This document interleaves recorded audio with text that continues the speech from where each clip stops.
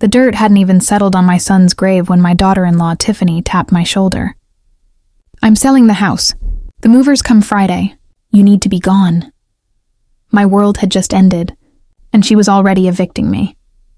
But before we get to the twisted part, please make sure you're subscribed to Senior Stories and write in the comments where you're watching this video from. We love hearing from you. My name is Evelyn Reed, and I'm 68 years old. Up until this morning, I lived in a beautiful 5-bedroom house in Charlotte, North Carolina. My life wasn't flashy, but it was full. I had my garden, my memories of my late husband, Arthur, and most importantly, I had my son, David, and my 10-year-old grandson, Mason. When Arthur passed away from cancer 10 years ago, I was left rattling around our old beach house in Myrtle Beach. It was too quiet, too full of ghosts. Around that same time, David was getting married to Tiffany. She was 20 years younger than him, all blinding white teeth, blonde hair extensions, and a laugh that sounded like a cash register. David, my sweet, steady, quiet boy, was absolutely smitten. He saw her ambition as drive. I saw it as a bulldozer. They wanted to buy a statement house in Ballantyne, the kind of neighborhood where the lawns are greener than envy, and every car in the driveway is a luxury brand. "We're just a little short on the down payment, Mom," David admitted to me one weekend, looking embarrassed. Tiffany just stood behind him, smiling, already measuring the space for a new infinity pool. I sold the beach house, the one Arthur and I had built. I gave them $200,000 cash. "Mom, this isn't a gift," David insisted, wrapping me in a hug so tight it almost hurt. "This is your home too, always. I'll make sure of it." Tiffany just chirped, "Oh, Evelyn! We'll have so much fun. It'll be our Golden Girls moment." We signed the papers. Or rather, they did. I didn't think to ask to have my name put on the deed. What mother does? You trust your son. For 8 years, it worked mostly. I wasn't just a live-in grandmother. I was the household engine. When Mason was born, I was the full-time unpaid nanny. I was the chef, the gardener, the housekeeper. I was the one who remembered the plumber and paid the landscaper. I poured my entire soul into that house, into that family. Tiffany, meanwhile, poured all her time into her brand. She was some kind of online influencer. She'd spend her days taking photos of the immaculate house that I cleaned and the gourmet meals that I cooked and posting them with hashtags like Chash Blessed and Kash Boss Babe. She barely looked at Mason unless a camera was on. The subtle dig started about a year ago. Little side eyes, passive-aggressive comments. "Evelyn, that's what you're making for dinner. It's not very keto-friendly for my followers. I guess I'll just have a protein shake. Do you really have to hum while you're gardening? I'm trying to film a zen moment for my Instagram story, and your humming is like totally killing the vibe." I was the help, but I was the help that couldn't be fired. I ignored the barbs, the constant feeling of being managed in my own home. I did it for David, who seemed increasingly tired. I did it for Mason, who clung to me like I was his anchor. Then the call came. It was a Tuesday. David was driving home from the office. A cement truck ran a red light. The police said he never even saw it. He was 41. My foundation, my purpose, my entire world turned to dust. The funeral was a blur. I remember the sickly sweet smell of lilies and the shocking realization that Tiffany wasn't crying. She was wearing a stunning custom-made black dress, perfectly applied waterproof mascara, and was checking her phone every few minutes. I held Mason's little hand, his small body shaking with silent sobs as we watched my son's casket being lowered into the ground. We got back to the house. It was filled with neighbors, all bearing casseroles and sorrowful looks. Tiffany moved through the crowd like a gracious host, accepting condolences, her voice never breaking. Her brother Chad, a shifty guy with a smile that never reached his eyes, was attached to her hip, whispering in her ear. The last neighbor finally left. I was standing in the grand foyer, numb, just staring at a photo of David holding a 5-year-old Mason on his shoulders. "Evelyn." Tiffany's voice snapped me out of my grief fog. It wasn't sad. It was efficient. I turned. She was pulling off her elegant black gloves. "I'm selling the house," she said, her voice flat. "The real estate agent is coming tomorrow for photos. The movers come Friday. You need to be gone by then." The room spun. "What, Tiffany, David?" "We just buried him. We just buried my son. And I'm not going to sit around in this mausoleum, she said, tossing the gloves on the hall table. The market is peaking, Evelyn. This house is my future, mine and Mason's. My future? I stammered, my heart pounding with a new kind of horror. Tiffany, I put $200,000 into this house. This is my home, David promised. She laughed. It was a short, ugly barking sound that chilled my blood. Oh, Evelyn, that was a gift to your son. Did you get that in writing? Is your name anywhere on the deed? I was silent. David and I had trusted her. Exactly, she said, her tone dripping with condescension. You have no legal standing here. David's life insurance will cover his debts, but the equity in this house, that's my payday. I'm moving to California, starting fresh, but— Mason, I'm his grandmother! I raised him. And he'll miss you, she said with a shrug, already heading for the grand staircase. But you're just not part of the brand anymore. Honestly, it's better this way. Less clutter. She paused and looked back. Friday, Evelyn, noon. Don't make it ugly. That night, I cried until I was dehydrated. Kicked out. Homeless at 68. I snuck into Mason's room and he woke up. Grandma, where are you going? He whispered, his eyes red. Mommy said you have to go live with other old people. She said you're not our family anymore. Tiffany was already poisoning him. My rage started to burn hotter than my grief. The next day, I started packing. What do you pack when your life is being stolen? Just photos, my husband's watch, and clothes. I found the old iPad David had given me 6 months ago. Mom, just use this for your recipes, he'd said, handing it to me. I preloaded it with all your favorites. Don't worry about the main Wi-Fi. I put it on the guest network. The password is Fenway 1980. Our first tiny apartment, the one Arthur and I lived in before David was born. I'd barely used it. I sat on my bed, surrounded by open, empty suitcases, and turned it on. I opened the Notes app. Just a grocery list. I opened the cooking app he'd installed. There were folders, casseroles, desserts, soups, and one folder I'd never seen before, at the very bottom. It was titled Evelyn's Exit Strategy. My breath caught. I clicked it. It was password protected. The hint. The place I almost burned down. My fingers trembled as I typed. The shed. The password David and I shared for everything, remembering the time he'd almost set our shed on fire with a chemistry set. It opened. It wasn't a recipe. It was a long note from David, dated 2 months before he died. Mom, if you're reading this, I'm probably gone, and Tiffany is being— Tiffany, I am so sorry. I've been a fool, I've seen things. Her talking to her cousin Chad. They've been moving money out of our joint accounts. I found a separate bank account in her name only, with thousands in it. I've been trying to build a case, trying to figure out how to protect you and Mason. She's been gaslighting me, telling me I'm paranoid, but I'm not. I didn't know how to fix the house deed without starting a war I couldn't win. But I found another way. I set up a separate trust for you. I also started recording them. It's all on a hard drive. It's in the shed, Mom. In the garage. Tucked inside the old paint cans. The specific one is Sherwin-Williams Antique White 2015. Get it. Take it to Jeremy Beale. He's my real lawyer, not the family one Tiffany knows. His card is taped under the case of this iPad. Mom, I think she's dangerous. Don't let her win. I love you. Take care of Mason for me. I ripped the hard case off the back of the iPad.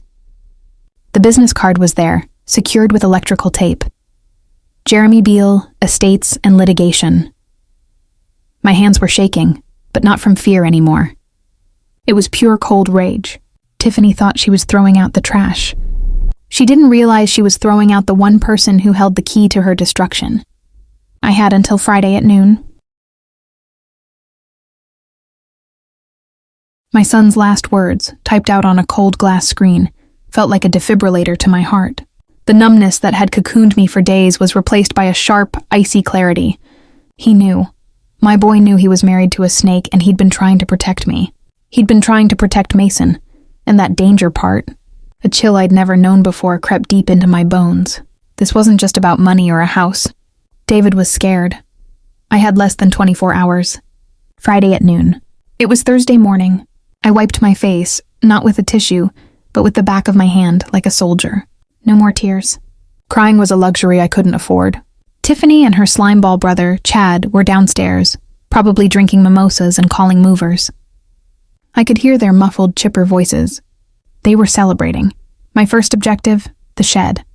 We called it a shed, but it was really a detached 2-car garage, filled to the rafters with 2 decades of life. Old bikes, holiday decorations, and, thank God, rows and rows of old paint cans.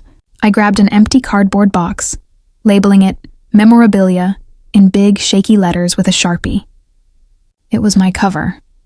I walked downstairs, my knees feeling like they might buckle, but I forced my spine straight. Tiffany and Chad were at the kitchen island, laughing at something on her laptop. She looked up, her smile vanishing when she saw me. "Still here, Evelyn?" she asked, her voice bored. "I hope that box is for packing, not just lingering." "I'm going to the shed," I said, my voice surprisingly steady.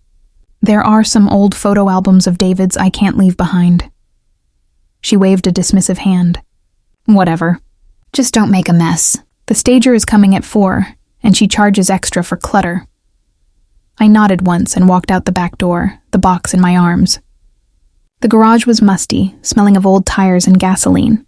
The paint cans were stacked on a high shelf in the back corner. Dozens of them. My heart hammered. How would I find the right one? Sherwin-Williams, Antique White, 2015. I scanned the labels. Desert Sand, Ocean Mist, Barn Red. My eyes darted around, my hands starting to sweat. Then I saw it, tucked behind a rusty hedge trimmer. Antique White. It was heavy. I wrestled it down from the shelf, nearly dropping it. I pried the lid open with an old screwdriver. It was full of paint, thick beige paint. My stomach dropped. Did I misread the note? Was this a wild goose chase? No, David was meticulous. I plunged my hand into the cold, goopy paint. My fingers hit something hard and rectangular, wrapped in plastic. A hard drive. I pulled it out, a gasp escaping my lips. It was triple-wrapped in plastic bags, sealed with duct tape. I quickly wiped my arm clean with a nearby rag, shoving the hard drive deep into the waistband of my jeans, pulling my baggy sweater down over it. It felt like a block of ice against my skin. "Find what you were looking for?" I spun around. Chad was leaning against the garage door, arms crossed, a smug smirk on his face. My heart stopped. Just some old pictures," I stammered, holding up a random dusty photo album from the top of a different box. David's baby photos. He looked at me, his eyes lazy but sharp. He was assessing me. He saw an old woman, defeated, clutching memories. He didn't see a warrior. "Right, well, hurry it up." Tiff's getting antsy.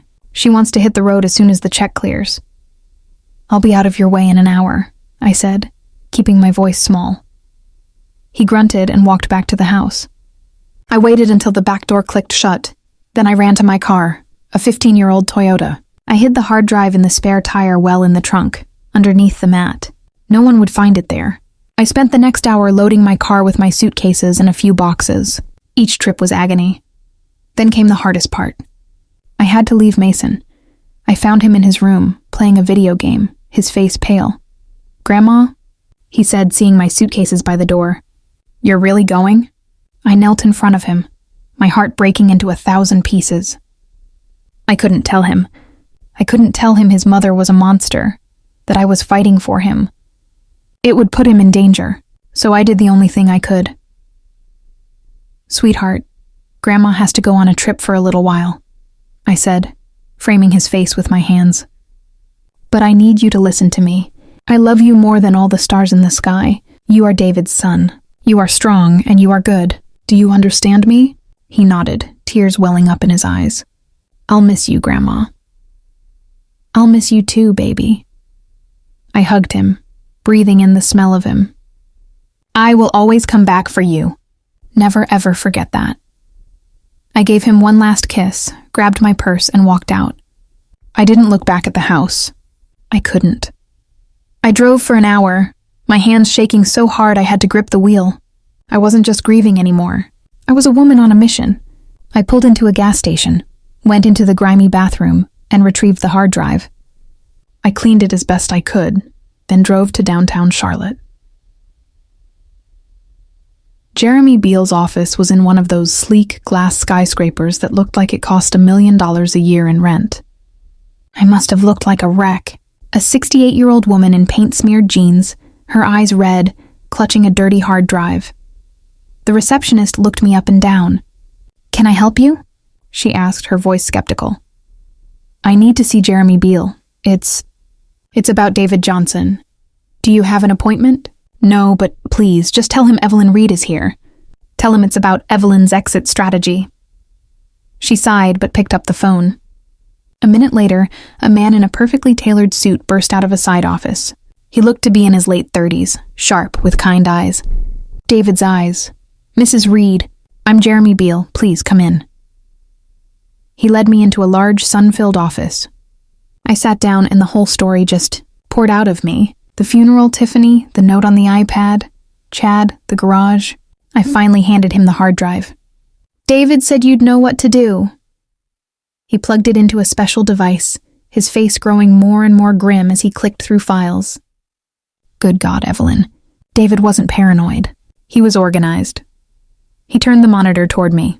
There were spreadsheets showing bank transfers. Thousands and thousands of dollars siphoned from David's accounts into an offshore account in Chad's name. There were copies of emails between Tiffany and her real estate agent, dated 3 weeks before David died, discussing hypothetical sale prices for the house, once it's fully mine. But the worst part was the audio files. David had put a voice-activated recorder in their bedroom. Jeremy clicked on one. We heard Tiffany's voice, clear as day.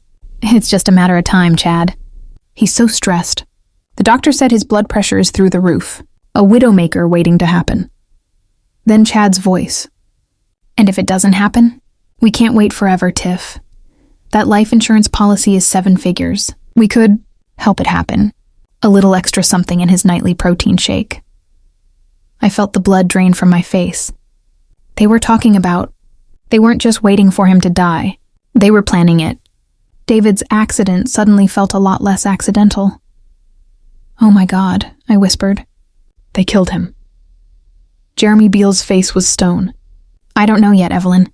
But this," he held up the hard drive, "this changes everything. This isn't just a civil case about a house anymore. This is a potential criminal investigation." He looked at me, his eyes hardening with the same resolve I felt. "First things first. David left you more than just this drive. He left you a fully funded trust. You are not homeless. You are in fact a very wealthy woman. Second, we are going to stop that house sale. Right now." He picked up his phone. "Yes, get me Judge Peterson. Tell him it's an emergency ex parte hearing. And get me the number for Detective Miller at CMPD Homicide." I sat back in the expensive leather chair. The fight had just begun.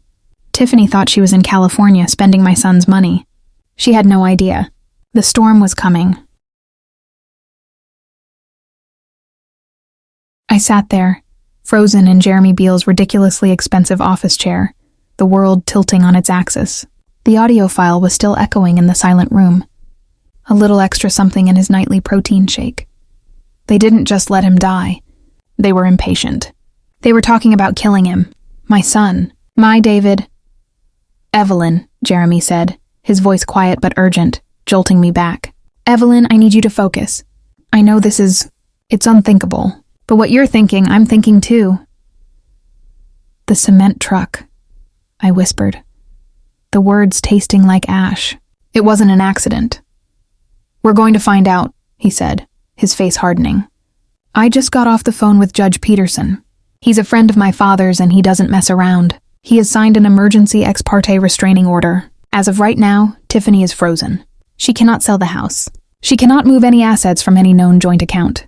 She cannot access David's 401k. And most importantly, she is barred from leaving the state of North Carolina with your grandson." A single hot tear of relief slid down my cheek. The first one that wasn't about grief. It was about justice. She can't take Mason. She can't take him to California. She's trapped. Now second, and this is immediate, you. Me? You are not homeless, Evelyn. David was a brilliant man. That trust he set up, it's not just a small nest egg. He funded it by liquidating a massive stock portfolio he'd held since before he even met Tiffany. He also used it to purchase a property under an LLC. A corporate condo downtown. It's yours. Fully furnished, all utilities paid. You are not a victim, Evelyn. You're the beneficiary. You're the one holding all the cards. He handed me a key card. But you can't go back to that house. Not now. Not while she's there. After what we just heard, I have to consider you a material witness, and frankly, I don't want you anywhere near that woman or her brother. Just then, his intercom buzzed. Mr. Beale, Detective Miller is here. A tall man in a rumpled suit walked in. He had the tired, seen-it-all eyes of a man who'd been a cop for 30 years. Mr. Beale, Mrs. Reed, he said, nodding curtly. Jeremy called me on my cell. We go way back. He said you have something that reframes a recent traffic fatality. I didn't have to retell the whole story. Jeremy just played the audio files. He played the protein shake comment twice. Detective Miller didn't flinch, but his eyes narrowed to slits. He scribbled in a small notebook. A cement truck running a red light. Happens, but this... He tapped the speaker. This makes it interesting. The ME's report on your son was cut and dry. Massive blunt force trauma. They didn't look for anything else. So look, I said, my voice hoarse. Ma'am, to do that, to look for a little extra something, we'd need to exhume the body. We'd need to petition a judge for a full toxicology panel based on new evidence. The hard drive, I said, pointing. That's your evidence. It is, Miller agreed. He looked at Jeremy. We'll need to take the original. We'll open a formal investigation. This is going to be loud. The press will get wind of it. You need to be prepared for that. I just buried my son, I said, the ice returning to my veins. His wife kicked me out of my home 24 hours later. Do you think I'm worried about loud? Do whatever you have to do. Miller nodded, a newfound respect in his eyes. He took the hard drive, placing it in an official evidence bag. All right, I'm on it. Jeremy, you know how to reach me. He turned to me. Mrs. Reed, stay somewhere safe. Don't contact your daughter-in-law. Don't contact your grandson. Not yet. Let us move first. After he left, I was vibrating with a terrible, nervous energy. So what now? We just wait? Jeremy cracked his knuckles, a predatory glint in his eye I was starting to really appreciate. Now? Now we serve the bitch. He'd already called a process server. We drove back to Ballantyne, to the house I'd helped buy. We didn't park in the driveway. We parked across the street in Jeremy's sleek black Mercedes. Just watch, he said. It was 3:45 p.m. Right on cue, a white van pulled up, with Charlotte's Best Home Staging on the side. A woman with a clipboard got out. Just as she was about to ring the bell, a big burly guy on a motorcycle pulled up behind her, blocking the van in. This was our guy. The stager rang the bell. Tiffany opened the door, all smiles and fake sympathy. Hi, you must be Sandy. Come on in. It's just such a hard time, but, we have to keep moving forward. The process server stepped right in front of the stager. Are you Tiffany Johnson? He boomed. Tiffany's smile faltered. Yes, you've been served. He thrust the thick packet of legal documents into her chest.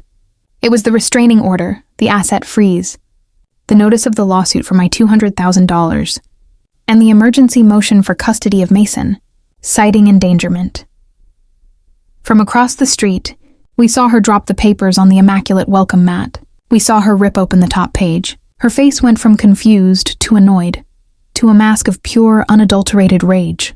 The stager, seeing she wasn't getting paid, quietly backed away and got in her van. Tiffany shrieked. It wasn't a sound of grief. It was the sound of a trapped animal. Chad! She looked up, her eyes scanning the street, and she saw us. She saw me, sitting in the passenger seat of a car that cost more than her entire influencer career. Our eyes locked. I didn't smile. I just stared. I let her see the end of her payday. I let her see the woman who was going to burn her world to the ground. She pointed a long, acrylic-nailed finger at me and screamed something I couldn't hear.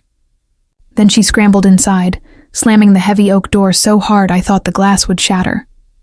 Chad burst out the front door a second later, the papers in his hand, his face white as a sheet. He looked like he was going to be sick. He jumped into his leased BMW and sped off, tires squealing. And scene, Jeremy said, putting the car in gear. He's running to his lawyer, and his lawyer is going to tell him they are, to use the technical term, completely screwed. He drove me to the condo. It was on the 30th floor, overlooking the entire city. It was all glass and steel, with white leather furniture and art on the walls that probably cost more than my first car. It was beautiful and cold and felt like a fortress. "This was David's," I whispered, touching a heavy bronze statue. "He called it his bolt hole," Jeremy said gently. "A place to think. The trust will deposit funds into a new account for you by morning. Get some rest, Evelyn." This was day 1. The war is just starting. I was alone. I stood at the floor-to-ceiling window, looking down at the city lights. This morning I was a homeless, grieving old woman. Tonight, I was an instrument of my son's revenge. My new phone, one Jeremy had given me, buzzed on the kitchen counter. It was him, Evelyn. "Don't panic," he said, but his voice was tight. "What is it?" "I just heard from Detective Miller. They got the order. They're exhuming David's body tomorrow at dawn." I closed my eyes, steadying myself against the cold glass. "Good. That's not the call, Evelyn." Miller ran the plates on the cement truck. The truck was reported stolen an hour before the accident. And the driver, the one who supposedly ran the red light, he posted bail 2 days ago. $100,000 cash bond. My blood ran cold. Who paid it? We don't know. It was paid by a shell corp. But Evelyn, the driver is gone. He never showed up for his court date. He skipped town. This wasn't an accident, and it wasn't a random DUI. This was a hit. A professional one. A professional hit. The words hung in the sterile air of the luxury condo, colder than the glass walls surrounding me. A hired killer. This wasn't a crime of passion, or a moment of greedy opportunism. This was a calculated execution. My son had been hunted. The cement truck, the stolen vehicle, the driver who vanished. It was a movie plot, a nightmare, not something that happened to my David, my quiet boy who loved baseball and always remembered my birthday. I didn't sleep. How could I? I paced the 30th floor apartment, a ghost in a glass box, watching the city of Charlotte wake up, oblivious. Somewhere across town, a team of men was at my son's grave, disturbing his final rest. I should have been horrified. I should have been weeping. Instead, I felt a terrible cold purpose. Let them dig. Let them find what Tiffany and that weasel Chad thought they had buried. Let them bring the truth into the light, no matter how ugly. Jeremy called me around 10 a.m. His voice was flat, exhausted. "It's done, Evelyn. He's at the lab now. We'll have results in 24 to 48 hours. It's the fastest they can do." "Thank you, Jeremy," I said, my own voice sounding like a stranger's. "What's next?" "Now," he said, "we wait for Tiffany to make a mistake. She's frozen. She's trapped in that house with no money, no exit strategy, and a restraining order that says she can't even take Mason to the grocery store without my approval. She's a boss babe who just lost her entire inventory. She's going to do something stupid. It's just a matter of when." He was right. It didn't even take 3 hours. My new phone rang again. It was Jeremy, but this time his voice was electric. "She did it. The dumbass actually did it. She violated the order." "What? How?" "She drove to Mason's school. She marched into the office and tried to sign him out permanently. Said they were moving for a family emergency. The principal, Ms. Alvarez, is a rock star. We'd faxed her the court order this morning. She refused. Told Tiffany that by order of the court, only you or a court-appointed guardian could take Mason." "Oh my God," I breathed, my hand flying to my mouth. "Mason, he's fine. He was in class, he didn't even see her. But Tiffany, Evelyn, she lost it. She apparently started screaming at the principal, called her a bitch, said she was colluding with me, said I had kidnapped her son.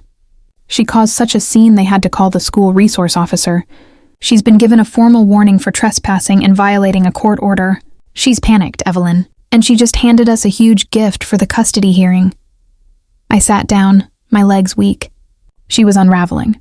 The perfectly manicured mask was cracking, and the monster underneath was clawing its way out. "So what does this mean for Mason?" "It means that on Monday morning, I am filing an emergency motion for temporary custody, citing her instability and this violation. The judge is going to grant it. She just proved she's a flight risk and a danger to his stability. We're going to get him, Evelyn. I promise you. Later that evening, Jeremy came to the condo. He'd swapped his suit for jeans, but he carried a briefcase full of files. He looked like a general setting up his command center. Okay, he said, spreading papers across the glass dining table. Let's talk about the money. Detective Miller is handling the murder, but I'm handling the motive. The $100,000 cash bond for the truck driver. You can't just walk into a bank and pull that out, especially not when your known accounts are being monitored. She must have had it somewhere else, I said, thinking back. David said she was siphoning money to an account with Chad. Exactly. My forensic team finally cracked it. It wasn't easy. They're stupid, but they're not that stupid. It was an account in the Cayman Islands, under a shell LLC called T&C Holdings. Cute, right? He pointed to a printout. They'd been feeding it for 2 years. Small transfers, just under the $10,000 reporting limit. David's bonuses, stock sales. He thought that money was going into their retirement fund. Instead, it was going into their murder fund. They had over $200,000 sitting there. My stomach churned. And the $100,000? Withdrawn, in cash, via a bank in Miami. The day after David's funeral, Jeremy said, his voice laced with disgust. She was at her husband's grave, and her brother was in Florida, picking up the blood money. $100K for the driver's bail, and I'm betting the other $100K was the down payment for the hit. They were going to pay the rest with the life insurance. So this was the plan. Drug David, have him hit by a truck, make it look like a tragic accident, pay off the driver with the secret fund. Then, as the grieving widow, cash in the 7-figure life insurance policy, sell the house I paid for, and disappear. I was just a piece of trash to be taken out, a loose end to be tied up. The next 48 hours were the longest of my life. I watched the news. I read books. I tried to eat. But all I could do was wait for the phone to ring. It rang at 5 p.m. on Sunday. It was Detective Miller. Mrs. Reed, I'm glad I caught you. His voice was heavy, grave. You found something, I said. It wasn't a question. We found everything, he said. The toxicology report just came back. The me. He said he's never seen anything like it. They weren't just poisoning him, Mrs. Reed. They were curating his death. What does that mean? Your son was on standard high blood pressure medication, right? Lisinopril? Yes, every night, with his dinner. Well, his system was full of it, but it was also flooded with a massive dose of a specific beta blocker, one he was not prescribed. The two drugs combined are a pharmacological nightmare. They would have caused extreme dizziness, blurred vision, severe disorientation, and slowed his heart rate to a crawl. He would have felt like he was having a stroke. He would have been barely conscious. I sank into a chair, picturing my son, confused, dizzy, driving his car. So he couldn't have reacted. He couldn't have swerved. He wouldn't have even seen the truck clearly, Miller said, his voice grim. He was a sitting duck. This is the smoking gun, Evelyn. We have them. We have the motive. We have the money trail. And now we have the murder weapon. A prescription pad. A wave of sickness rolled over me. Tiffany. She was the one who refilled his prescriptions. She was the one who handed him his glass of water every night. But detective, I managed to say, that's not all, is it? You said you found everything. There was a pause. We found the truck, abandoned in a quarry 20 miles outside of town, just as the driver's GPS tracker indicated. The driver is long gone, probably out of the country, but we tore that truck apart. The brakes, Evelyn, they weren't just bad. They were gone. The lines were professionally cut, slashed clean through. I closed my eyes. It wasn't enough to drug him. It wasn't enough to hit him. They had to make sure. They drugged him so he couldn't react, and they cut the truck's brakes so the driver couldn't stop even if he wanted to. It was a fail-safe, a guarantee. We're moving in, Miller said. We're getting warrants for Tiffany and Chad Davis right now. First-degree murder, conspiracy, solicitation. We're picking them up tonight. Go, I whispered. Get them! Get them for my son. I hung up and immediately called Jeremy. Miller's got it. They're going to arrest them. Tonight. I'm on my way, Jeremy said. Just sit tight. I'm on my way. I walked back to the glass wall, looking down at the city. It was over. The waiting was over. Then my phone buzzed. It was an alert from the app David had installed on my iPad, the one linked to the guest network. A security alert. The guest network was still active, and it was connected to the security cameras. I'd forgotten. I fumbled for the iPad, my heart pounding. I opened the app. The screen flickered, and then I saw it. The front lawn of my house. My home. And it was chaos. A light was on inside Chad's BMW, the trunk wide open. He was throwing suitcases in, moving with a panicked, frantic energy. He must have been tipped off. A source in the police? A lawyer? Then the front door flew open. Tiffany ran out. She wasn't wearing stilettos now. She was in sneakers and a hoodie. She was dragging something. No, someone. It was Mason. He was in his pajamas, crying, trying to pull his hand free. "They're running," I whispered, the phone falling from my hand. "Oh my God, Jeremy, they're running. And they have Mason!"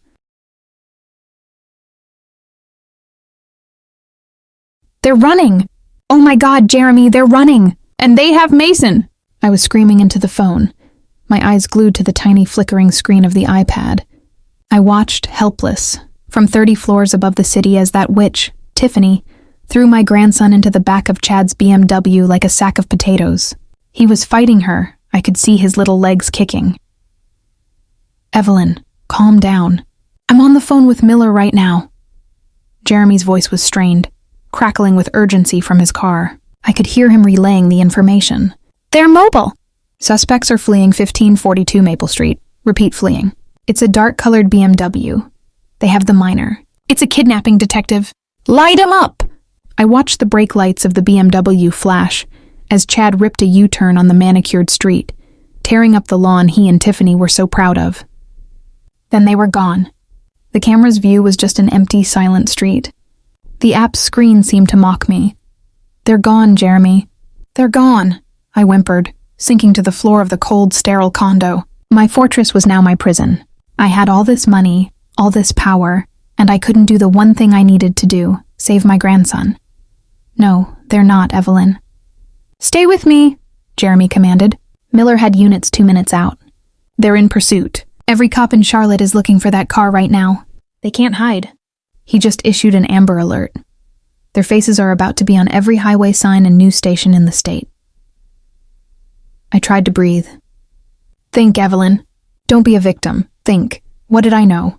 What had I missed?" "Jeremy, Chad's passport," I said, my mind racing. "You said it was flagged. He can't fly. They're driving." "Right, so where do they go?" "They don't have friends, not real ones," I muttered, pacing. "Just clients, people Tiffany scammed. They have cash, the cash from the murder fund. They think they're smart." I closed my eyes, trying to summon every useless conversation, every brag Tiffany had ever spat in my direction. She was obsessed with going off the grid. She read these prepper blogs. She always talked about getting a cabin, somewhere no one could find them, somewhere she could wash money. "Okay, mountains? The beach?" Jeremy prompted. "Mountains," I said, the memory solidifying. She was bragging about a trip she and Chad took before David died. She said it was rustic. She wanted a cabin near the casino. "You can always get cash at a casino, Tiff," Chad had said. I remember hearing him. "The casino in Cherokee." "Jeremy, I think they're running to the casino in Cherokee. It's on the reservation. They think the laws are different. They think they can hide there." "Cherokee, that's west, US 74, Jeremy said, the sound of his turn signal clicking. "I'm on with Miller. He's diverting units to I-40 and 74. He's alerting the State Highway Patrol and the Cherokee Tribal Police. It's a solid lead, Evelyn. Good. Good work." An hour passed. It was the longest hour of my life. Jeremy arrived at the condo, his face grim, his tie loosened. He held his phone in his hand like it was a grenade. We sat in silence, the entire massive apartment silent, save for the hum of the air conditioning. Every time his phone buzzed, I jumped out of my skin. "They got a hit," he said suddenly, leaping to his feet.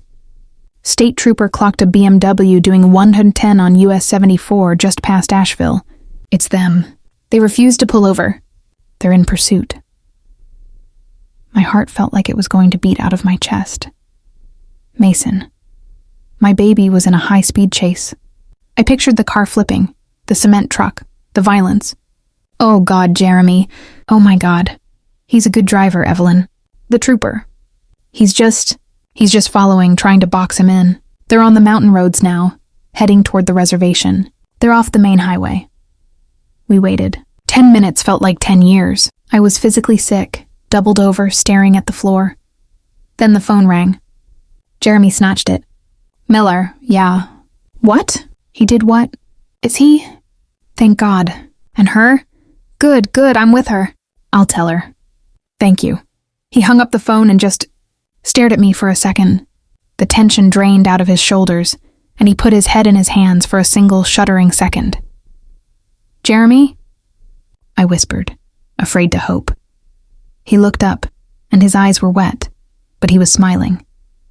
They got him, Evelyn. They got him. He walked over and sat across from me. Chad's an idiot. He's a city boy. He thought he could outrun a state trooper on a mountain road. He took a hairpin turn way too fast, clipped the guardrail, and sent the car spinning into a ditch. The car is totaled, but it didn't flip. Everyone's alive. Mason? I breathed. Listen, Jeremy said, leaning forward. This is the best part. Chad was dazed. He gave up immediately. But Tiffany? She scrambled out the other side. She grabbed Mason, pulling him out of the wreck, and tried to use him as a shield. She was screaming, telling the troopers she had a gun, that she'd hurt him. No. Yes. And Mason? Your grandson, Evelyn. David's son. He bit her. He sank his teeth right into her arm. Tiffany screamed and threw him on the ground in a rage. The second he was free, the troopers tackled her. 4 of them. Pinned her face down in the dirt. She's in cuffs, screaming about her brand and her rights and how her lawyer will own them. Jeremy let out a short, sharp laugh. One of the troopers scooped Mason up.